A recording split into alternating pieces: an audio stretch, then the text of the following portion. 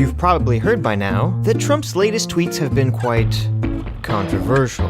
So interesting to see Progressive Democrat Congresswomen who originally came from countries whose governments are a complete and total catastrophe, the worst, most corrupt, and inept anywhere in the world, if they even have a functioning government at all, now loudly and viciously telling the people of the United States, the greatest and most powerful nation on earth, how our government is to be run.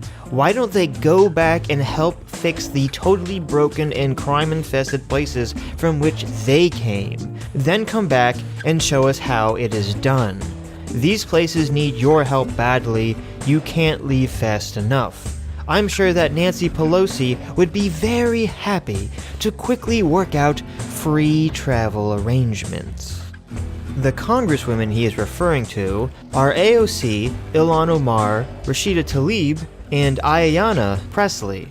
Now, of course, many on the left have labeled this tweet as racist, for many reasons. One being that, except for Ilhan Omar, these congresswomen were all born in the United States. And telling people who are American citizens to go back to their own country is one of America's oldest racist tropes. I can't understand you. Go back to your country, white power. Now, of course, many on the right have defended this tweet as not being racist for many reasons. One being that Trump said not to just go back to their country of origin, but to return once they solved their own country's problems. But this video isn't about whether Trump's tweet is racist or not. For the sake of this video, whether Trump is truly racist or not is irrelevant. Because for those defending the tweet, I have not seen anyone say Trump is just too stupid to understand how this tweet would be taken. Nor do I believe that Trump is just too ignorant and naive and accidentally wandered into this situation like Mr. Magoo. No, everyone understands exactly what these tweets are. They are outrage bait. They are a way to trigger the libs. Say something close enough to the edge of racism, but leave yourself just enough room to dance away with a smirk. It's a troll, and that's why many Trump supporters like it. No, I'm sure that there's some number of racists in that 165,000 likes, but many, if not most, are probably Trump fans celebrating just another Trump troll to trigger the libs.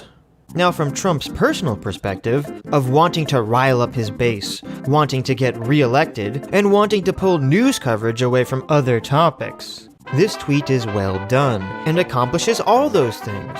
But there's one other thing we'll get to that most people aren't really talking about. From your perspective as an individual, these tweets only serve to make everything worse. These tweets only energize the woke, regressive left and give them more power.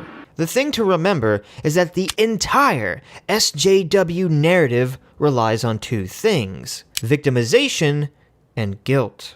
All the regressive left's power stems from the victim narrative, stems from the story they tell America, that the country is a racist and sexist place. And thus, radical change needs to be implemented in order to fix that.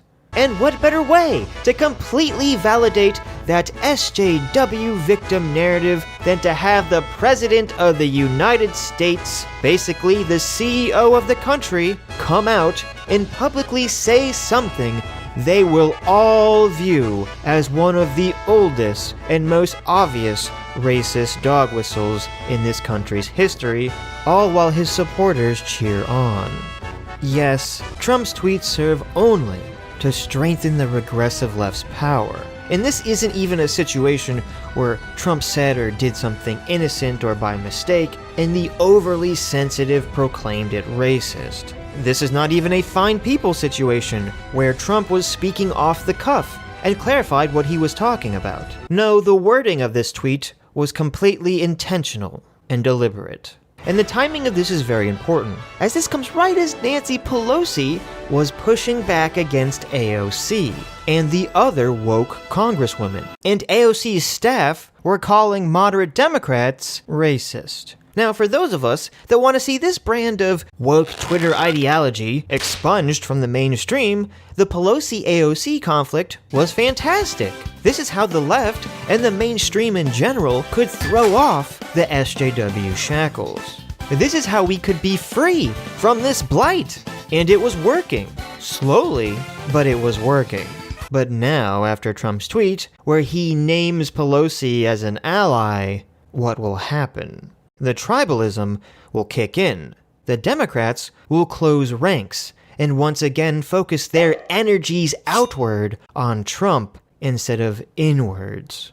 And AOC and the other woke congresswomen will get a bunch of free airtime and support from the media.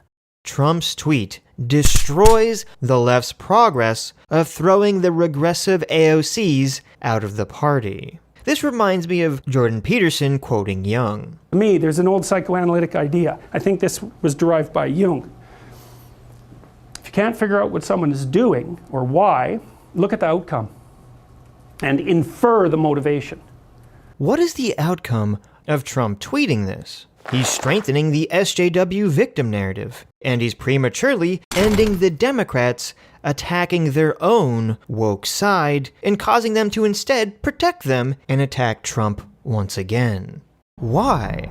Why would Trump help the regressive left? Give aid to his ideological enemies? Is Trump just stupid? Or does he know exactly what he's doing? Can't figure out what someone is doing or why, look at the outcome and infer the motivation. If it produces mayhem, perhaps it was aiming at mayhem. The truth is that Trump doesn't want the regressive left to go away. He wants them to dominate the entire left. Trump knows that every time a politician says something to appease woke Twitter, every time there's an Antifa protest, every time we see another instance of the regressive left ideology worming its way into the mainstream, every time this happens, it only helps Trump. He's seen the same polls that say that most people view political correctness as out of control. He knows it helped him win his first election. He knows that the more vicious, the louder, and the more powerful the regressive left becomes, the more it helps his own chances of winning the presidency again. This is the real 4D chess of the situation. Trump will do everything in his power to strengthen the woke regressive left because it helps his own purposes. Trump is a candidate who wins as a reaction to an enemy. It fuels the culture war that gives Trump his own power.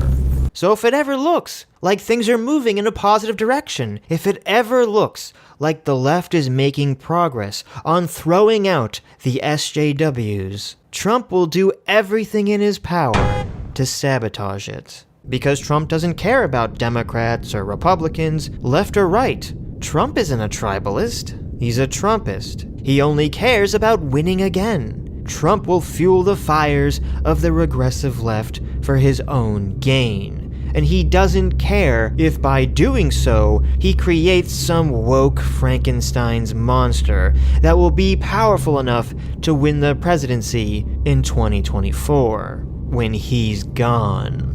Now, if you have trouble believing my reading of Trump's intentions while making this video, two other people came out with the same conclusion. Ezra Klein, a guy who, if you listen to me and Adam's live streams on my second channel, you know I really don't like. And David Axelrod, who was Obama's chief strategist. He said, with his deliberate, racist outburst, Donald Trump wants to raise the profile of his targets, drive Dems to defend them, and make them emblematic of the entire party. It's a cold, hard strategy. And even Scott Adams, or the Trump whisperer, agreed with this. And if you're still not convinced that raising up AOC and the rest of the regressive left isn't Trump's plan, well, he actually bragged about it openly. The Dems were trying to distance themselves from the four progressives, but now they are forced to embrace them. That means they are endorsing socialism. hate of Israel and the USA. Not good for the Democrats.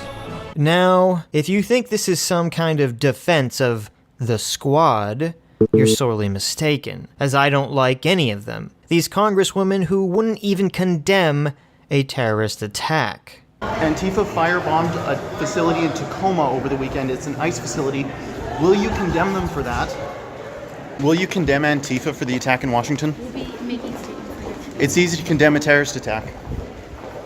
Do you condemn Antifa for their violent actions against American law enforcement? No, you see, me not liking them is the whole point. I want to see them gone. I don't want to see their ideology and their behavior be adapted by the rest of the Democratic Party. So be aware when you cheer on Trump triggering the libs. Be aware of what you're actually cheering for. Sure, a hit of cocaine makes you feel good at the time, but in the long run, it only destroys you from the inside.